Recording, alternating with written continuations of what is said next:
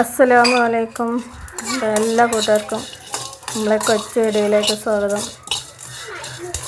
അപ്പോൾ ഇന്ന് സൺഡേ എടുത്തിരിക്കുന്ന വീഡിയോ കേട്ടോ. ഞാനിത് എപ്പോഴും അപ്ലോഡ് ചെയ്യാമെന്നുള്ള അറിയില്ല. അപ്പോൾ കുട്ടികൾ വീട്ടിലുള്ളതുകൊണ്ട് തന്നെ ഞാൻ ബിരിയാണി ഉണ്ടാക്കുകയാണ്. അപ്പോൾ മോള് സാറിന് ബിരിയാണിൻ്റെ അരി ഇരിക്കുന്നുണ്ട്. അപ്പോൾ എനിക്ക് ബിരിയാണി വേണം. പെരുന്നാളിന് ഞാൻ ബിരിയാണി ഉണ്ടാക്കിയിരുന്നു. അന്ന് ഞാൻ വീഡിയോ എടുത്തിട്ടില്ലായിരുന്നു.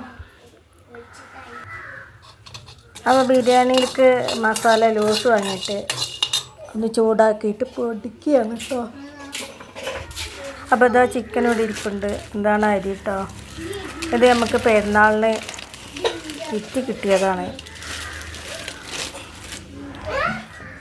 റിലീഫിൻ്റെ ശാബ്ദങ്ങളിലെ റിലീഫിൻ്റെ കിറ്റ് കേട്ടോ. അപ്പോൾ മസാല ഒന്ന് ചൂടായിട്ടുണ്ട്. ഇനി ഇത് മിക്സിയിലോട്ട് മാറ്റിയിട്ട് പൊടിക്കണം.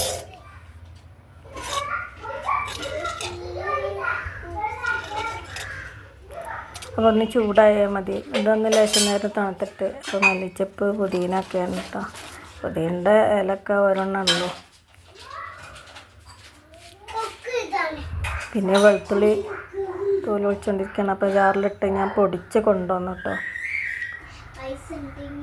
അതൊരു ഡബ്ബയിലേക്ക് ആക്കിയിട്ടുണ്ട്. ഇഞ്ചിയും വെളുത്തുള്ളിയൊക്കെ നന്നാക്കി അപ്പോൾ തൊലി കളഞ്ഞെടുത്തിട്ടുണ്ട്. അരച്ചു കൊണ്ടുവന്നു. ഇനി പച്ചമുളക് കൂടി ചതച്ചു. അത് പച്ചമുളകൊന്ന് ചതച്ചെടുത്തിട്ടുണ്ട് കേട്ടോ. പിന്നെ തക്കാളി കൂടി കട്ട് ചെയ്യണം. അപ്പോൾ ചിക്കന് മസാല ഇട്ട് വെക്കട്ടെ. അങ്ങനെ ചിക്കൻ മസാല ഒക്കെ തേച്ച് വെച്ചിട്ടുണ്ട്. ഇനി തക്കാളി സവോള ഒന്ന് കട്ട് ചെയ്യണം. മസാല ഒക്കെ പിടിക്കുമ്പോഴത്തേന് ഇനി കുറച്ച് സവോള ഒന്ന് മൂപ്പിച്ചെടുക്കുന്നുണ്ട് കേട്ടോ. സവാള മൂപ്പിച്ചെടുത്ത് കഴിഞ്ഞാൽ അതൊരു വേറെ ടേസ്റ്റാണ്. ഇത് ദമ്മിടുമ്പോൾ ഇട്ടെടുത്താൽ. അപ്പോൾ കുറച്ച് മുന്തിരി കൂടി ഇരുന്നേന്ന്. ഞാനിതിന് വേണ്ടി മുന്തിരി വാങ്ങിച്ചിട്ടില്ല. പെരുന്നാൾക്ക് ഉണ്ടാക്കിയതിൻ്റെ ബാലൻസ് മുന്തിരി മാത്രമേ ഉള്ളൂ കേട്ടോ. അപ്പോൾ അണ്ടിപ്പരിപ്പ് ഉണ്ടായിരുന്നത് കുട്ടികളെ ഇപ്പോൾ എടുത്ത് തിന്നു. അങ്ങനെ മുന്തിരി ഒന്ന് എണ്ണയിലിട്ടോ. ഇനി ചട്ടികൾ തന്നെ ചിക്കൻ പൊരിച്ചെടുക്കാം. അപ്പോൾ ഇനി ചിക്കനും കൂടി ഒന്ന് വേവിച്ചെടുത്ത് കഴിഞ്ഞാൽ ഓരോ സെറ്റ് കഴിഞ്ഞ് അപ്പോൾ ഒരൊറ്റ ഓടായിട്ട് തന്നെ വെക്കാൻ വേണ്ടിയിട്ടാണ് കേട്ടോ. ഒരേ ഗ്യാസിൽ ഒരേ സമയം ഒരുപാട് കഴിയും. ബാക്കി ബാലൻസ് എണ്ണ ഈ മസാല വാട്ടാൻ എടുക്കാമല്ലോ.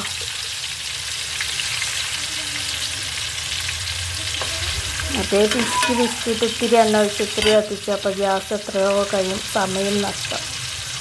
ഉള്ളത് ഒന്നിച്ച് വെച്ച് കുറച്ച് ഓയിൽ വെച്ച് ഒരുപാട് സമയം കളയണ്ടല്ലോ. അപ്പോൾ കുറച്ച് ഓയിൽ ഞാൻ അതിൽ നിന്ന് എടുത്ത് മാറ്റി വെച്ചിട്ടുണ്ട്.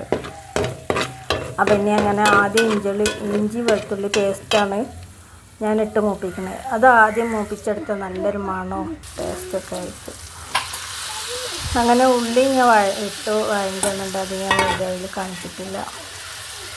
അപ്പോൾ അതിലേക്ക് തക്കാളി കൂടി ചേർത്ത് കൊടുക്കും.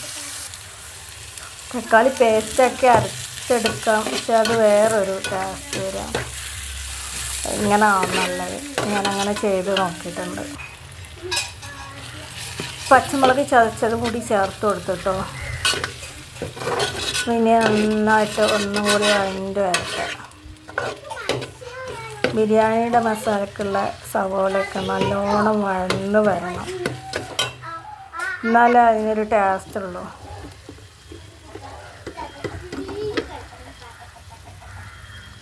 കുറച്ച് മല്ലിപ്പൊടി, മുളക് പൊടി, പിന്നെ എല്ലാ മസാലപ്പൊടികളും ഇട്ട് കൊടുക്കണം കേട്ടോ. മഞ്ഞൾ, ഗരം മസാല,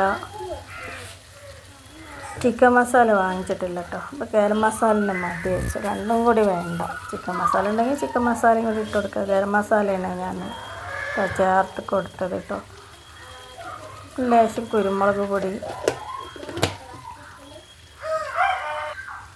അപ്പോൾ ഇതെല്ലാം കൂടി ചേർത്ത് ഒന്ന് വഴറ്റിയെടുക്കുക. കുരുമുളക് പൊടിയാണ് കേട്ടോ ഇട്ടത്. കുട്ടികൾക്ക് കൊടുക്കുന്നതുകൊണ്ട് അധികം എരിവ് വേണ്ട. ഇനി എരിവ് വളരെ കുറവാണ് യൂസൊക്കെ, എനിക്ക് എരിവ് വേണമെന്നില്ല.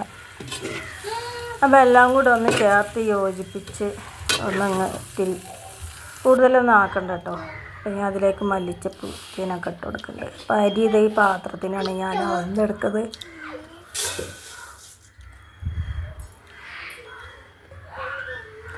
ഈ പാത്രത്തിൽ തന്നെ വെള്ളം അളന്നെടുക്കാം കേട്ടോ.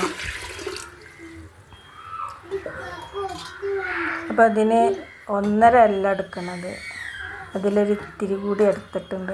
ഇങ്ങനെ ലേശം നിന്നോട്ടെ, ഒന്ന് തിളച്ച് വരികയൊക്കെ ചെയ്യുമല്ലോ. എനിക്ക് ചോറ് വേവണം കേട്ടോ. അപ്പോൾ അതിലേക്ക് കറാമ്പട്ട, കറാമ്പൂ, ഏലക്കായൊക്കെ വെള്ളത്തിലിട്ട് കൊടുക്കുന്നുണ്ട്. അല്പം ഉപ്പും ചേർത്ത് കൊടുത്തിട്ടുണ്ട്. എനിക്ക് പിന്നെ ഉപ്പ് എന്തായാലും ഏറില്ല, അങ്ങനെ ഉപ്പ് കുറവായിരിക്കും. പിന്നെ 2 നാരങ്ങയുടെ കഷ്ണം കൂടി ഇട്ട് കൊടുക്കുകയാണ് കേട്ടോ. അത് ഞാൻ പെരുന്നാൾക്ക് ബിരിയാണി വെച്ചപ്പോൾ അതിൻ്റെ ഒരു പീസ് മാറ്റി വെച്ചിട്ടുണ്ടായിരുന്നു. എന്നുവെച്ചാൽ അരി തമ്മിൽ ഒട്ടാതിരിക്കാനും വേറിട്ട് കിട്ടാനും പൊടിഞ്ഞു പോവാതിരിക്കാനും. പുതിയ അരിയാകുമ്പോൾ നടുന്നുറങ്ങും. ബിരിയാണി ഉണ്ടാക്കുന്ന അരിക്ക് കുറച്ച് പഴക്കം വരണം. ഇത് പക്ഷേ പുതിയ അരിയാണ് കേട്ടോ. ഇങ്ങനെ ചോറ് വെന്ത് നമ്മൾ ദമ്മിടാണ് കേട്ടോ. അപ്പോൾ ഞാൻ കുക്കറിലാണ് ചെയ്യൽ, അടുപ്പില്ലല്ലോ. അപ്പോൾ ഞാൻ കുക്കറിൽ വെച്ചാണ് കേട്ടോ. അങ്ങനെ സമം ചിക്കനും ചോറൊക്കെ ഇങ്ങനെ ലെയറായിട്ട് നിരത്തി കുക്കറിലോട്ട് മാറ്റിയാണ്.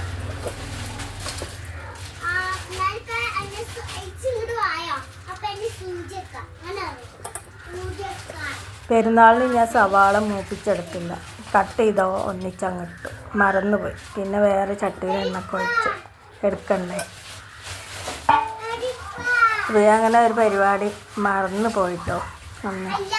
പിന്നെ സവാള കുറവായിരുന്നു, കട്ട് ചെയ്തൊന്നും എടുത്ത് മാറ്റിയതുമില്ല. വേറെ സവാള ഉണ്ടായിരുന്നില്ല, പിന്നെ ചെയ്തില്ല. പക്ഷെ അത് തന്നെ അതിൻ്റേതായ ഒരു ടേസ്റ്റ് കുറവ് ഉണ്ടായിരുന്നു.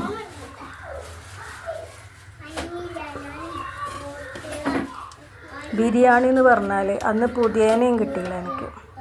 കടയിൽ നിന്ന് സാധനം വാങ്ങിച്ചു, പക്ഷേ പുതിയനയിൽ മല്ലിച്ചപ്പ് വരെ എടുത്ത് തന്നില്ല. പിന്നെ എൻ്റെ അടുത്ത് കുറച്ച് മല്ലിച്ചപ്പ് ഉണ്ടായിരുന്നു, അത് വെച്ച് അഡ്ജസ്റ്റ് ചെയ്തു ഞാൻ പെരുന്നാളിന്. ഇപ്രാവശ്യം പുതിയനും മല്ലിച്ചപ്പും വാങ്ങി ചിക്കൻ വാങ്ങിക്കുമ്പോൾ. അങ്ങനെ ചോറൊക്കെ റെഡിയായി, ചോറൊക്കെ വിളമ്പി. അതാണ് കേട്ടോ, നല്ല വേവ് പാകമായിട്ടുണ്ട്. തമ്മിൽ ഒട്ടിപ്പിടിക്കാതെ കിട്ടിയിട്ടുണ്ട് കേട്ടോ, വേവ് കുറവുമില്ല. അപ്പോൾ അതുകൊണ്ടില്ലേ, അധികം എരിവോ കാര്യങ്ങളോ ഒന്നും വേണ്ടിട്ടോ. എൻ്റെ മക്കൾ കഴിക്കൂല എരിവ് കൂടി കഴിഞ്ഞാൽ. അപ്പോൾ ഞാൻ എരിവ് കുറച്ചാണ് കേട്ടോ, ഉപ്പ് അധികം വേണ്ട. ചിക്കൻ പിന്നെ ഒന്ന് നല്ലോണം മൂപ്പിക്കും കേട്ടോ, സോഫ്റ്റിന് വേണ്ടിയിട്ട് വേവിക്കാണ്ടിരിക്കില്ല.